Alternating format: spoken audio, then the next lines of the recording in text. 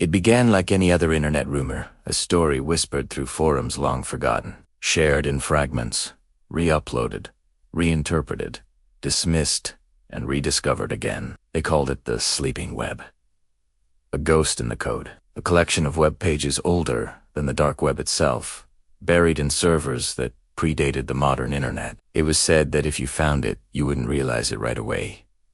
The site wouldn't load all at once. It would unfold, glitching and pulsing like something alive. Some claimed it could see you through your camera. Others said it only showed you things that already existed in your room. No one had proof. Of course, it was just another creepypasta, until a researcher named Clara posted a video that changed everything. The video was uploaded late at night in a language barely translated, titled simply "The Oldest Urban Legend on the Internet Might Be True." The thumbnail was nothing but static, until viewers looked closer and swore they could see a shape forming behind the noise. The first few seconds of the video were ordinary enough. A woman's voice describing an archive of dead links from the early days of the web, where she'd discovered a URL that seemed to regenerate itself. She called it the glitch seed. The more she tried to delete it, the deeper it nested itself into her files. Her tone was analytical at first, detached, like a scientist documenting something strange but manageable. But halfway through, the tone changed. Her voice faltered. There was a sound, faint, rhythmic breathing, though her mic was muted. The comments exploded with timestamps. Pause at 2:41. There's someone behind her. Did anyone else hear a whisper? Why does it sound like it's coming from my speakers? Then, halfway through the upload, the video cut to black, leaving nothing but a frozen frame.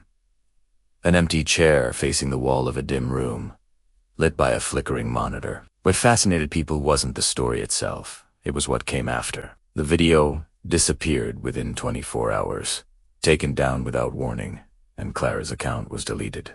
But copies kept surfacing on random corners of the internet.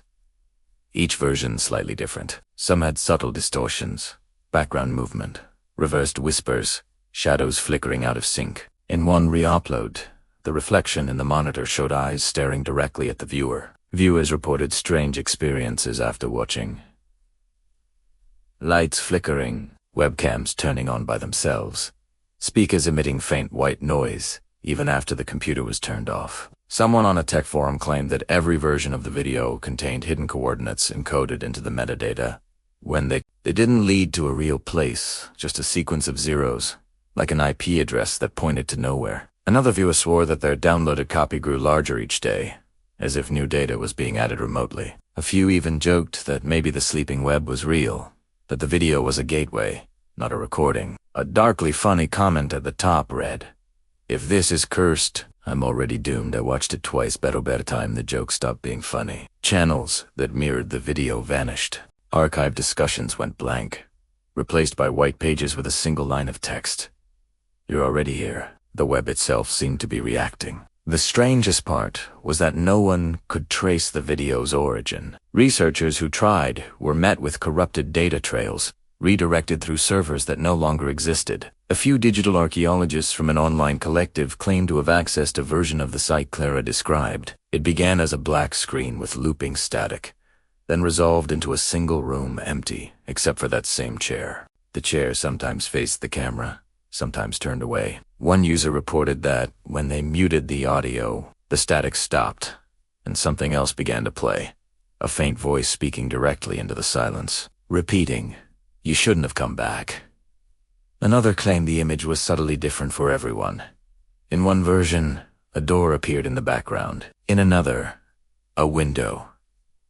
One viewer said the camera began to tilt, slowly revealing a figure standing behind the chair, its head slightly bowed. When the user moved their cursor, the figure lifted its head. They closed the tab. But the static sound continued, even after unplugging the computer. It's easy to dismiss this kind of thing as paranoia, suggestion, the power of viral myth. But in the weeks following the video's disappearance, small news outlets began reporting that a graduate student had gone missing, last seen on campus. Computer still running. Screen glowing white. The only thing left behind was a corrupted audio file that, when repaired, revealed a distorted voice, whispering the same phrase. "It's awake now." By the time the story hit mainstream audiences, the oldest urban legend on the internet might be true, had already taken on a life of its own. Reaction channels called it the most realistic digital horror ever made. Some tech enthusiasts even tried to summon the sleeping web by visiting dead URLs from the early internet, hoping to trigger something strange. And some did. Short clips began circulating online. Flickers of the same room, the same chair, captured in webcam reflections and streaming glitches. Entire comment sections filled with people claiming they heard the breathing again. One streamer went viral for laughing it off, until his stream cut abruptly, replaced by that same looping static. When it came back, the chat was frozen, displaying one repeated username, Clara Hust. Of course, skeptics said it was all ARG marketing, that someone was cleverly manipulating viewers for engagement. But there was something off about it.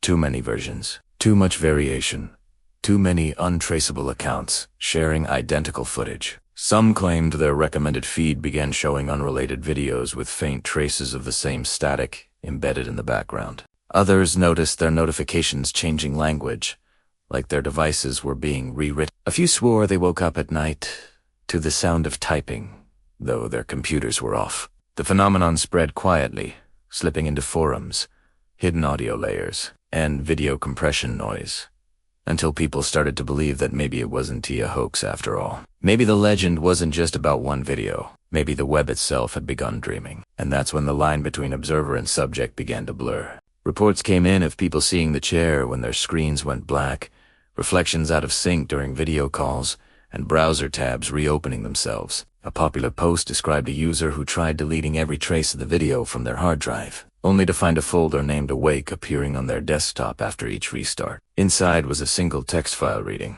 "You've already watched it."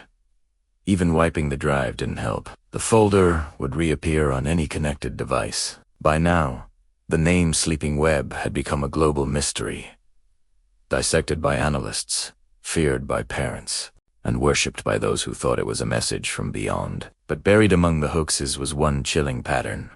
Every person who claimed to see the full version of Clara's video eventually stopped posting. Their accounts went dark. Their usernames became inactive, replaced by profile pictures of static. A digital anthropologist tried to compile these cases into a single dataset, but her computer crashed halfway through, displaying only one phrase across the screen. It's easy seeing it. When she rebooted, all her research was gone. Only one new file remained, named Chair.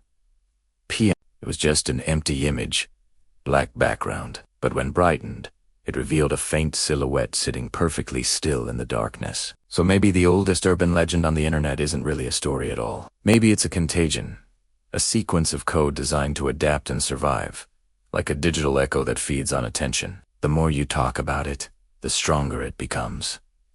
The more you search for it, the closer it gets. Some say every mention of the legend creates a new fragment of it somewhere online, a new doorway for it to crawl through. So as you listen to this now, maybe your device is already part of it. Maybe the page you're watching this on isn't what it seems, because every story, every whisper, every glitch keeps it alive. And the truth is, no one has ever proven the sleeping web isn't real. Every attempt to erase it has only spread it further. That's how urban legends survive, not because people believe in them, but because they fear they might be true. So if your screen flickers tonight, if your camera light turns on for no reason, if you hear that faint breathing when your speakers are silent, don't panic. Don't refresh.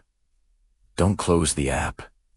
Just sit still. Sometimes it's safer if it thinks you're already asleep. Soft static creeps in, faint knocking sound echoing through the audio space. If you're still here, you've already seen more than you should. But there's one last thing. Clara's unfinished notes mentioned a second link. Deeper than the first. One that was never meant to be opened. That link appeared only once, and its name was the memory corridor. Some say at S where the people who disappear from the web are stored a place between signal and silence. I'll show you what was found inside, if you still want to see it. But once you do, it's too late to go back. So if you're brave enough, click now and follow me into the memory corridor.